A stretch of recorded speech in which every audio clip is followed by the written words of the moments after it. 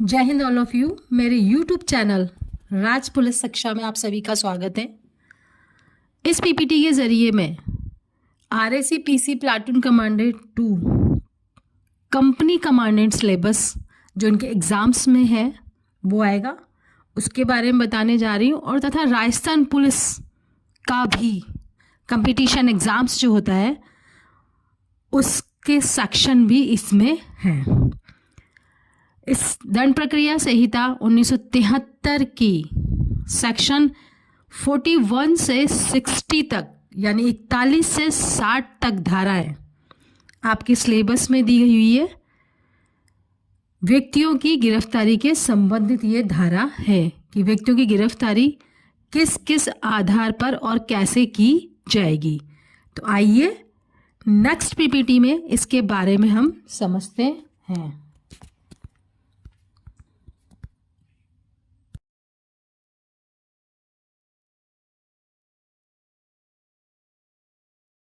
CrPC के section 41 से 60 तक ओनली व्यक्तियों की गिरफ्तारी के बारे में ही बताया गया है। इसके बारे में हम धारा 41 में देखते हैं कि पुलिस वारंट के बिना कब गिरफ्तार कर सकती है।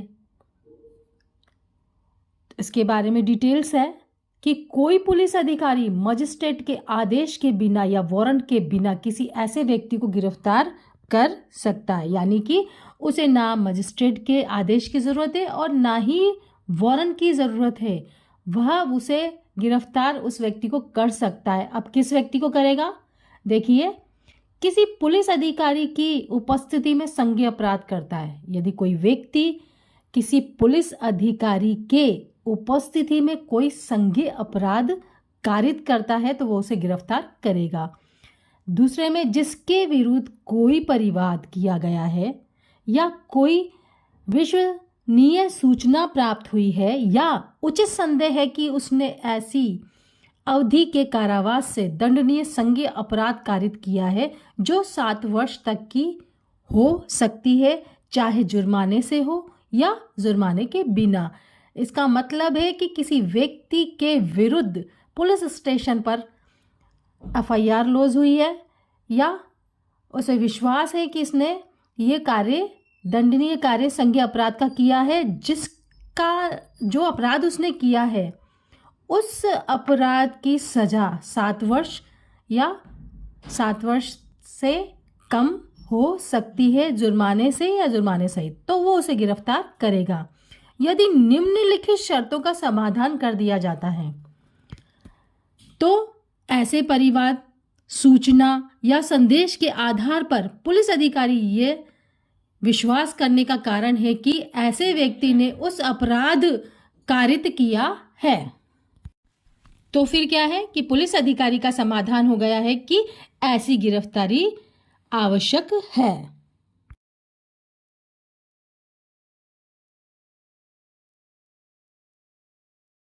तो पुलिस अधिकारी का समाधान हो गया कि उसे ऐसी गिरफ्तारी करनी है और गिरफ्तार करने की आवश्यकता है। उसका कारण क्या है? उसका कारण यह है कि ऐसे व्यक्ति को ऐसे और किसी अपराध को कारित करने से निवारित करने के लिए, यानी कोई व्यक्ति अगर वो गिरफ्तार नहीं करेगा तो अन्य कोई अपराध कर सकता है, इसलिए उसे गिरफ्तार करने की आवश्यकता है।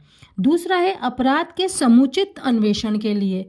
अब उसके खिलाफ संज्ञेय अपराध कारित हो ही गया है तो उसके अन्वेषण इन्वेस्टिगेशन करेगा, तो उसके लिए उसे अरेस्ट करना ज़रूरी है। ऐसे व्यक्ति को अपराध के साक्ष्य को मिटाने या ऐसे साक्ष्य से किसी ढंग से छेड़छाड़ करने से निवारित करने के लिए, मीन कि यदि वो जिसे हमें गिरफ्तार करना है वो खुला हुआ है तो हो सकता है कि वो एविडेंस को खुर्द बुर्द कर दे।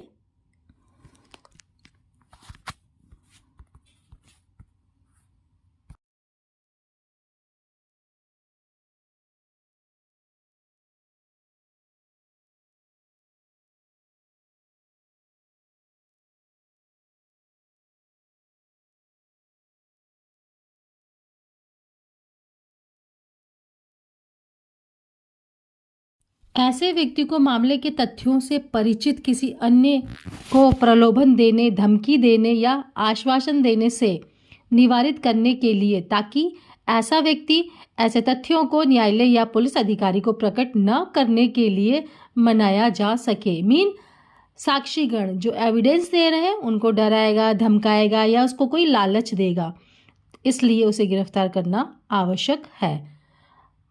नंबर 5वां पॉइंट है कि क्योंकि जब तक ऐसा व्यक्ति गिरफ्तार नहीं किया जाता, जब कभी भी अपेक्षित हो, उसकी न्यायालय में उपस्थिति सुनिश्चित नहीं की जा सकती, यानी उसे गिरफ्तार करना जरूरी है। 5 पॉइंट हो गई ये।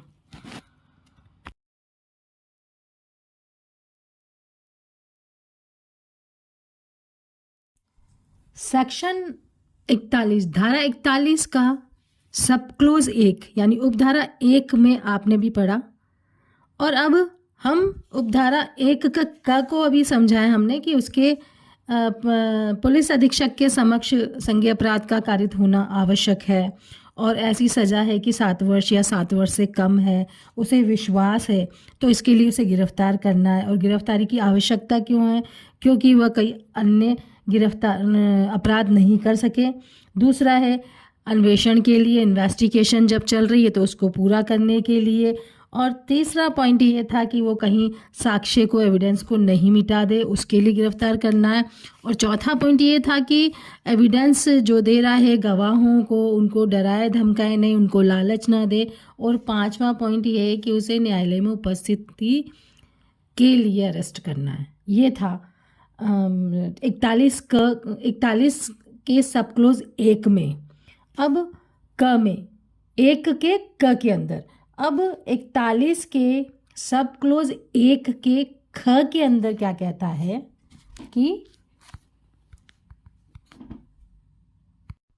कि जिसके विरुद्ध विश्वसनीय सूचना प्राप्त हुई है कि उसने ऐसा संज्ञेय अपराध कारित किया है जो ऐसी अवधि के कारावास से दंडनीय है, जो जुर्माने सहित या जुर्माने के बिना 7 वर्ष से अधिक है। यानी क तो कह रहा है कि 7 वर्ष और 7 वर्ष से कम है, लेकिन ख के अंदर है कि ऐसा जुर्म कारित किया है जो 7 वर्ष या 7 वर्ष से अधिक तक या मृत्युदंड का हो सकेगा, तथा पुलिस अधिकारी ऐसी सूचना के आधार पर यह विश्वास करने का कारण है कि ऐसे व्यक्ति ने उक्त अपराध कारित किया है। ग है कि जो या तो इस संहिता के अधीन या राज्य सरकार के आदेश द्वारा अपराधी उद्घोषित किया या जा चुका है। तो जो उद्घोषित किया जा चुका है उसकी गिरफ्तारी, या जिसके कब्जे में कोई ऐसी चीज पाई जाती है जिसके चुराई हुई संपत्ति होने का उचित रूप से संदेह किया जा सकता है, और जिस पर ऐसी चीज के बारे में अपराध करने का उचित रूप से संदेह किया जा सकता है, तो उसे गिरफ्तार किया जाएगा। और अड़ा है जो पुलिस अधिकारी को उस समय बाधा पहुंचाता है जब वह अपना कर्तव्य कर रहा है, यानी ड्यूटी कर रहा है, या जो विधिपूर्ण अभिरक्षा से निकल भागा है या निकल भागने का प्रयत्न करता है, तो भी उसकी गिरफ्तारी की जाएगी।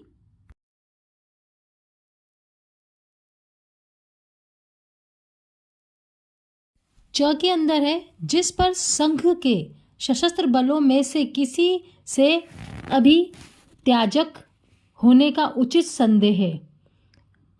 और 6 है जो भारत से बाहर किसी स्थान में कोई ऐसा कार्य किए जाने से जो यदि भारत में किया गया होता तो अपराध के रूप में दंडनीय होता, और जिसके लिए यह प्रत्यर्पण संबंधी किसी विधि के अधीन या अन्यथा भारत में पकड़े जाने का या अभिरक्षा में निरुद्ध किए जाने का भागी है, संबद्ध रह चुका है, जिसके विरुद्ध इस बारे में उचित परिवाद किया जा चुका है या विश्वसनीय इतला प्राप्त हो चुकी है कि है या उचित संदेह विद्यमान है कि वह ऐसे संबंध रह चुका है, तो उसे गिरफ्तार किया जाएगा।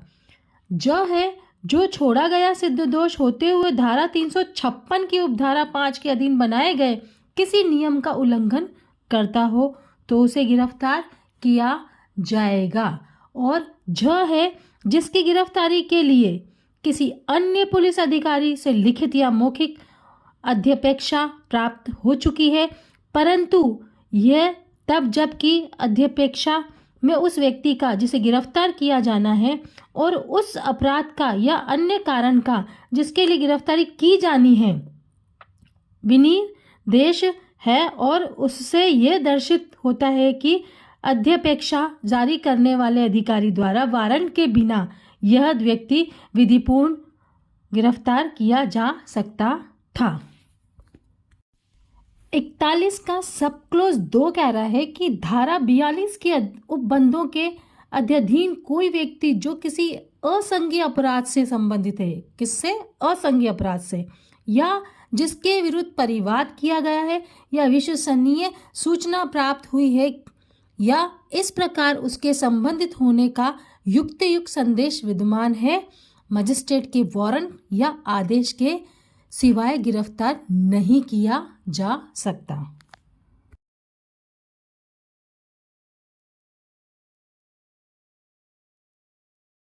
धारा 41 क दंड प्रक्रिया संहिता पुलिस अधिकारी के समक्ष उपस्थिति की सूचना। पुलिस अधिकारी उन सभी मामलों में जहां धारा 41 की उपधारा 1 के उपबंधों के अधीन किसी व्यक्ति की गिरफ्तारी अपेक्षित नहीं है, उस व्यक्ति जिसके विरुद्ध युक्त परिवाद किया गया है या विश्वसनीय सूचना प्राप्त हुई है या युक्त संदेश विद्वान है कि उसने संज्ञेय अपराध कारित किया है, जो अपने समक्ष या ऐसे अन्य स्थान पर जैसा कि सूचना पत्र में विनिर्दिष्ट किया जाए उप संजात होने का निर्देश देने वाला सूचना पत्र जारी कर सकेगा। इसमें यह बताया गया है कि पुलिस अधिकारी को यह विश्वास है और उसके खिलाफ परिवाद है कि उसने संज्ञेय अपराध किया है, तो उसे अरेस्ट करने से पहले उसको 41 क का नोटिस देना होगा कि आपको जो दिनांक और समय, जो भी एसएचओ या इन्वेस्टिगेशन अधिकारी समझे कि उसमें दिनांक और समय कि आपको उपस्थित होना ज़रूरी है। अरेस्ट से पहले जो नोटिस दिया जाता है उसको 41 क सब क्लोज 1 के अंदर उस नोटिस को बुलावा यानी उपस्थिति के लिए बुलाने का वो नोटिस दिया जाएगा और उसके खिलाफ जो मुकदमा दर्ज है उसके बारे में उससे पूछताछ की जाएगी। 41 का सब क्लोज 2 कह रहा है कि जहाँ ऐसी सूचना पत्र यानी जो नोटिस जारी किया गया है तब उस व्यक्ति का यह कर्तव्य होगा जिसके खिलाफ ये 41 का नोटिस दिया गया है, उस व्यक्ति का ये कर्तव्य होगा कि वह नोटिस की सूचना का पालन करे। 41 का सब क्लोज 3 कह रहा है कि जहां ऐसा व्यक्ति सूचना पत्र का अनुपालन कर रहा है, यानी जो सूचना 41 सब क्लोज 1 की जो सूचना उसे दी है उसका अनुपालन कर रहा है और सूचना पत्र में विनिर्दिष्ट अपराध के संबंध में उसको तब तक गिरफ्तार नहीं किया जाएगा जब तक अभिलिखित लेखबंद किए जाने वाले कारणों से पुलिस अधिकारी की ये राय न हो कि उसे गिरफ्तार किया जाना चाहिए। सब क्लोज 4, जहां ऐसा व्यक्ति किसी समय सूचना पत्र के निबंधनों के अनुपालना में असफल रहता है, यानी सूचना का ना तो जवाब देता है ना उपस्थित होता है, तब ऐसे अनुपालना की अनिच्छा व्यक्त करता है, तो ऐसे आदेशों के अधीन रहते हुए जो सक्षम न्यायालय द्वारा इस नियमित पारित किया गया हो, पुलिस अधिकारी के लिए यह विधिपूर्ण होगा कि यह सूचना में उल्लेखित अपराध हेतु उसे गिरफ्तार कर सकेगा।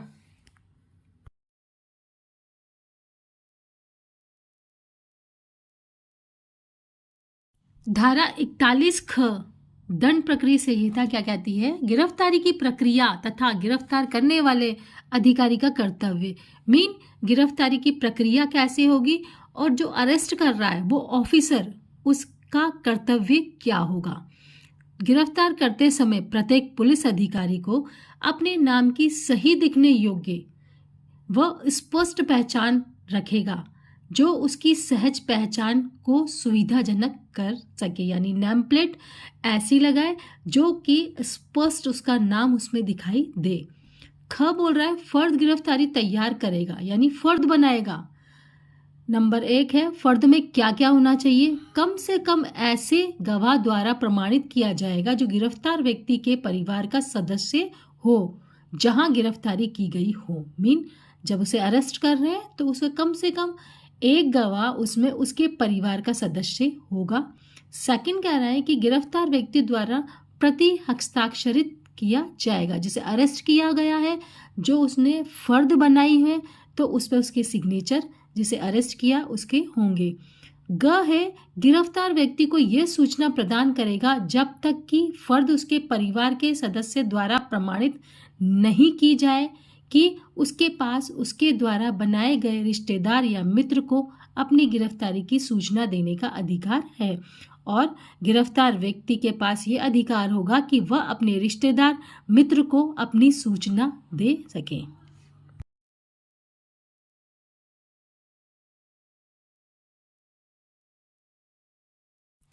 धारा 41 ग दंड प्रक्रिया संहिता जिलों में नियंत्रण कक्ष। राज्य सरकार पुलिस नियंत्रण कक्ष स्थापित करेगा प्रत्येक जिले में और राज्य स्तर पर। सब क्लॉज 2 कह रहा है कि राज्य सरकार प्रत्येक जिले में नियंत्रण कक्ष के बाहर रखे गए नोटिस बोर्ड पर गिरफ्तार किए गए व्यक्ति के नाम, पता व जिन इन्वेस्टिगेशन अधिकारियों द्वारा उसे अरेस्ट किया गया है उनका भी नाम और पदनाम लिखेगा नोटिस बोर्ड पर। हर जिलों में कंट्रोल रूम पर होगा ये। नंबर सब क्लोज 3 है कि राज्य स्तर पर पुलिस मुख्यालयों में नियंत्रण कक्ष समय समय पर गिरफ्तार व्यक्तियों के बारे में उस अपराध की प्रकृति के बारे में जिससे उन्हें आरोपित किया गया विवरण एकत्रित करेगा और आम जनता की सूचना के लिए आंकड़े रखेगा, जो आंकड़े हमारे CCTNS पर भी जाते हैं।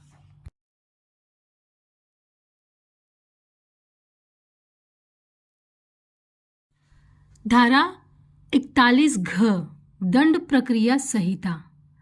पूछताछ के दौरान उसकी पसंद के वकील से मिलने के लिए गिरफ्तार किए गए व्यक्ति का अधिकार। धारा 41 घ कहता है कि जब किसी व्यक्ति को पुलिस द्वारा गिरफ्तार किया जाता है और उससे पूछताछ की जाती है तो वह पूछताछ के दौरान यद्यपि संपूर्ण इन्वेस्टिगेशन में नहीं अपने अधिवक्ता से मिलने का हकदार है। जब उसे अरेस्ट करते हैं तो वो अपने एडवोकेट से मिल सकता है, ये अधिकार है, लेकिन पूरी इन्वेस्टिगेशन तक नहीं कि सारी इन्वेस्टिगेशन चल रही है और बार बार में वो एडवोकेट को बुलाए, नहीं।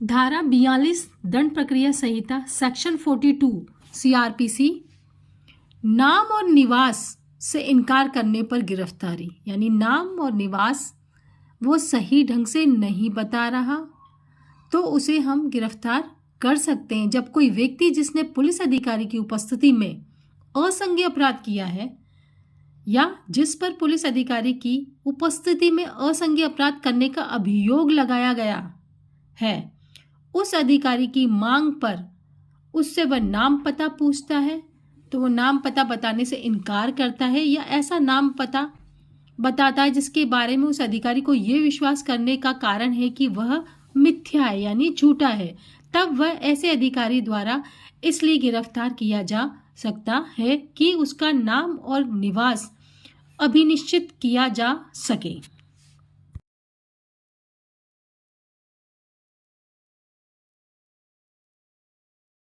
जब ऐसे व्यक्ति का सही नाम और निवास अभिनिश्चित कर लिया जाता है तब वह प्रतिभूओं सहित या रहित ये बंद पत्र निष्पादित करने पर छोड़ दिया जाएगा कि यदि बॉन्ड भरा लिया जाएगा, यदि उससे मजिस्ट्रेट के समक्ष जब भी मजिस्ट्रेट ने उनको अपने समक्ष हाजिर मांगा तो वो उनके समक्ष हाजिर होगा। लेकिन यदि ऐसा कोई व्यक्ति भारत में निवासी नहीं है, वह बंधपत्र भारत में निवासी प्रतिभू या प्रतिभुओं द्वारा प्रतिभूत किया जाएगा। मीन वो यहाँ का निवासी नहीं है, लेकिन उसका बॉन्ड उनके द्वारा भराया जाएगा जो भारत के निवासी हैं और उनकी प्रतिभुओं सहित या रहित उनसे बंधपत्र लिया जाएगा। यदि गिरफ्तारी के समय से 24 घंटों के अंदर ऐसे व्यक्ति का सही नाम और निवास अभी निश्चित नहीं किया जा सकता है या वह बंधपत्र निष्पादित करने में या अपेक्षित किए जाने पर पर्याप्त प्रतिभू देने में असफल रहता है, बॉन्ड भरने में असफल रहता है, तो वह अधिकारिता रखने वाले निकटतम मजिस्ट्रेट के पास तत्काल भेज दिया जाएगा।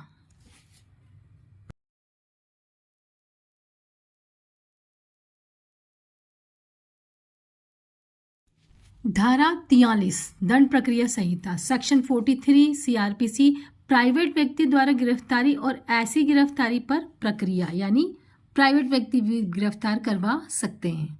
इसके बारे में डिटेल्स पढ़ते हैं कि सब क्लोज 1 कहता है कि कोई प्राइवेट व्यक्ति किसी ऐसे व्यक्ति को जो उसकी उपस्थिति में अजमानतीय और संज्ञेय अपराध करता है या किसी उद्घोषित अपराधी को गिरफ्तार कर सकता है या गिरफ्तार करवा सकता है और ऐसे गिरफ्तार किए गए व्यक्ति को अनावश्यक विलंब के बिना पुलिस अधिकारी के हवाले कर देगा या हवाले करवा देगा या पुलिस अधिकारी की अनुपस्थिति में ऐसे व्यक्ति को अभिरक्षा में निकटतम पुलिस थाने ले जाएगा या भिजवाएगा। लेकिन अरेस्ट वो प्राइवेट व्यक्ति कर रहा है किसी को, लेकिन उसका ये मतलब नहीं कि वो कहीं बांध दे, उसको पीटे मारे या कहीं बांध के रखे, नहीं।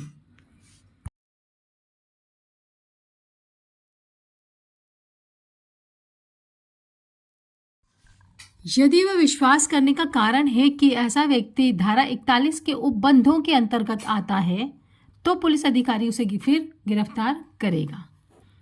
सब क्लोज 3 कह रहा है कि यदि यह विश्वास करने का कारण है कि उसने असंज्ञेय अपराध किया है और वह पुलिस अधिकारी की मांग पर अपना नाम और निवास बताने से इनकार करता है या ऐसा नाम या निवास बताता है जिसके बारे में ऐसे अधिकारी को यह विश्वास करने का कारण है कि वह मिथ्या है, तो उसके विषय में धारा 42 के उपबंधों के अधीन कार्रवाई की जाएगी।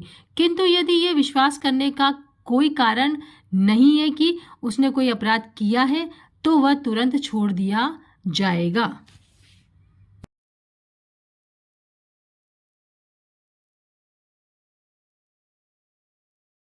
धारा 44 दंड प्रक्रिया संहिता सेक्शन 44 मजिस्ट्रेट द्वारा गिरफ्तारी, मजिस्ट्रेट द्वारा भी गिरफ्तारी की जाती है।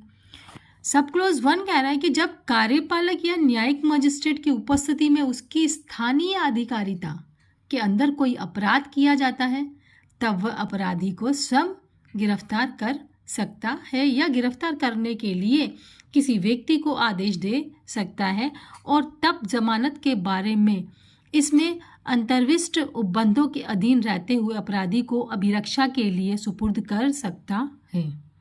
सब क्लोज 2 कहता है कि कोई कार्यपालक या न्यायिक मजिस्ट्रेट किसी भी समय अपनी स्थानीय अधिकारिता में के भीतर किसी ऐसे व्यक्ति को गिरफ्तार कर सकता है या अपनी उपस्थिति में उसकी गिरफ्तारी का निर्देश दे सकता है कि जिसकी गिरफ्तारी के लिए वह उस समय और उन परिस्थितियों में वारंट जारी करने के लिए सक्षम है।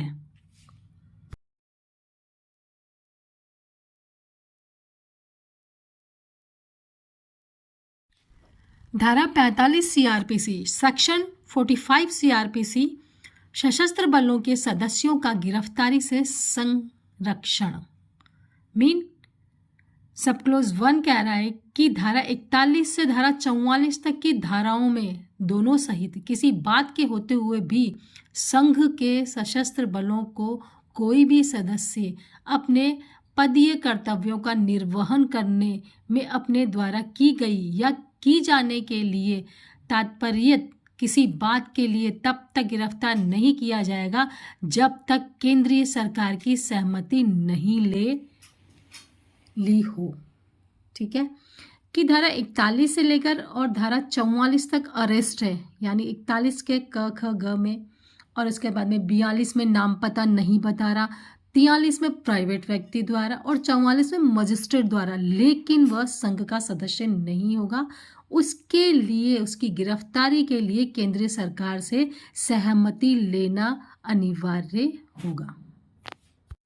सब क्लॉज 2 कह रहा है कि राज्य सरकार अधिसूचना द्वारा निर्देश दे सकती है कि उसमें यथा विनिर्दिष्ट बल के ऐसे वर्ग या प्रवर्ग के सदस्यों को जिन्हें लोक व्यवस्था बनाए रखने का कार्यभार सौंपा गया है, जहां कहीं वह सेवा कर रहे हो, उपधारा 1 के अधीन उपबंध लागू होंगे और तब उस उपधारा के उपबंध इस प्रकार लागू होंगे मानो उसमें आने वाले केंद्रीय सरकार पद के स्थान पर राज्य सरकार पद रख दिया गया हो।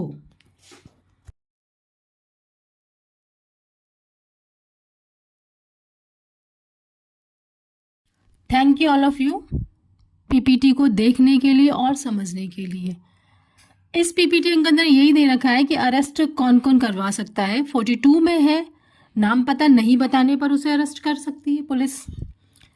43 कह रहा है कि प्राइवेट व्यक्ति भी उसे गिरफ्तार करवा सकता है, और 44 में मजिस्ट्रेट गिरफ्तार कर सकता है, और 45 में सशस्त्र बलों के सदस्यों को गिरफ्तार करा सकता है। नेक्स्ट में पार्ट 2 में बनाया है कि इसके आगे के सेक्शंस गिरफ्तारी के संबंधित में है। इसके आगे के सेक्शन पार्ट 2 में देखिए। अगर आपको पीपीटी अच्छी लगी तो आप लाइक करें, सब्सक्राइब करें और शेयर करें अपने नियर डियर को। Thank you. जय हिंद ऑल ऑफ यू।